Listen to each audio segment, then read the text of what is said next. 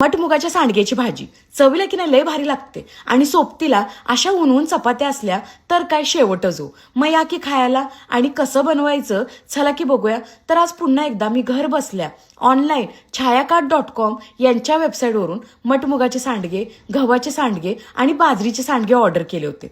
चव जर मला विचाराल तर सेम माझ्या म्हाताऱ्याच्या हातासारखी आहे. घरगुती पद्धतीत बनवले गेलेले सांडगे, पापड, शेवाळ्या, चकल्या, कुरुड्या, लोणचं असं बरंच काय उन्हाळी प्रोडक्ट्स हजारोपेक्षा जास्त त्यांच्या वेबसाईटवरती अवेलेबल आहे.